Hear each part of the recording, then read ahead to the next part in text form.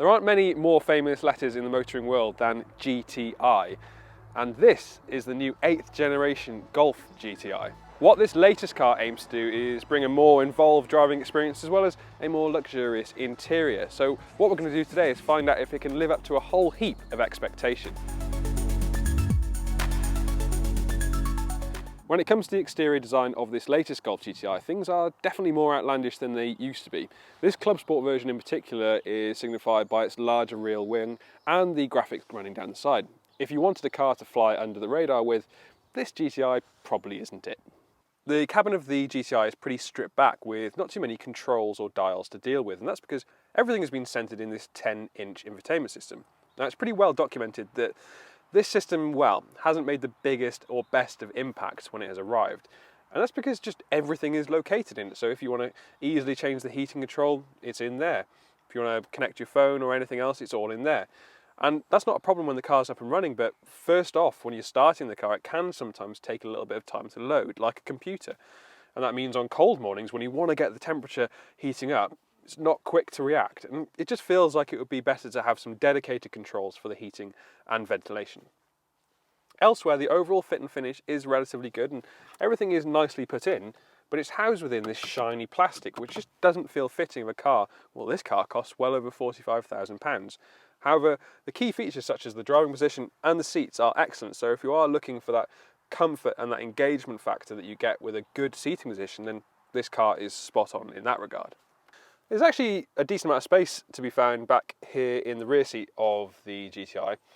As you can see, the seat is in my position now. I'm just under 6 foot and I've got a decent amount of knee room, plenty of room for my feet, and actually quite a lot of headroom too. And in terms of storage, I've got these two clever pockets up here for things like your phone, and then lower down there's a secondary one. So you can keep those oddments free from rolling around the cabin and messing things up. Back here you've also got some independent heating and ventilation controls for the rear of the car, and on this particular version you have heated seats as well, which is a nice addition, particularly on those colder days. When it comes to boot space, the Golf GTI does really well.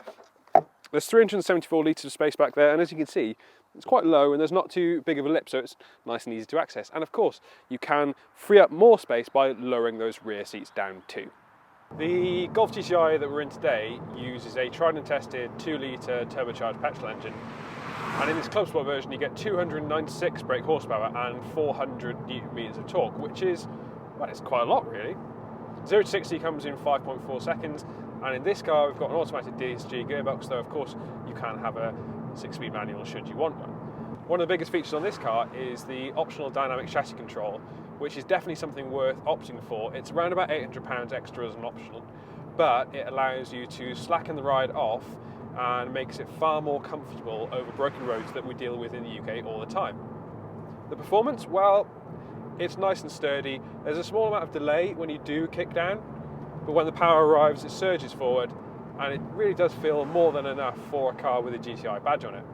But it's the level of engagement that you get from this car that is really interesting. The steering, though reasonably dead in terms of feel, is really nice and accurate, and the body control is excellent too. Something I have noticed with this car though is that there's an awful lot of boom coming through from the wind and from the tyres. So particularly on the motorway, it doesn't feel quiet, and that's something that I would usually expect from a Golf GTI.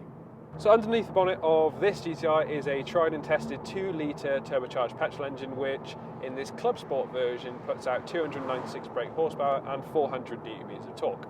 In terms of performance, that equates to a 0 to 60 time in about 5.4 seconds and a top speed of 155 miles an hour. So performance terms are completely on par with rivals, and there's definitely more than enough to make trips and sprints down country roads interesting. But the really important thing here is the level of engagement that you get. We've got a mechanical differential up front, and we've got an electronic differential to support that, and all of that ties into a car that feels very grippy and very dialed in to B roads that we have in the UK.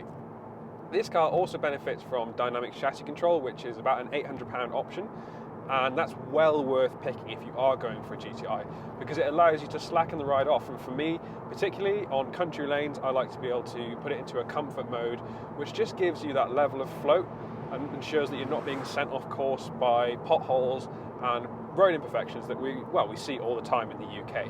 One thing I have noticed in this car, however, is that there's an awful lot of intrusion from road and wind noise. So particularly on the motorway, you're hearing quite a lot of boom, and it can make it quite hard to hear passengers. And that's a kind of refinement that I wouldn't expect from a regular Golf, let alone a GTI. It could be something down to sound deadening, but I'm not sure. It just is quite loud in here. This new 8th generation Golf GTI definitely moves the game on from its predecessor. It might not ultimately be as rewarding to drive as cars like the Hyundai i30N or even the Honda Civic Type R, but this Club Sport version in particular, with its boosting power and bigger brakes, is a really exciting car to drive. And then in the background you've got all the usual practicality that the Golf is famed for, which turns this into an ideal everyday hot hatch. Thank you for watching this Motors.co.uk new car review on the Volkswagen Golf GTI. Please, while you're here, give us a like if you've enjoyed this video, and leave us a comment in the section below to let us know what you think of the Golf GTI. And while you're here as well, please remember to subscribe to the Motors.co.uk YouTube channel, hitting that bell icon so you're notified every time we upload a new video.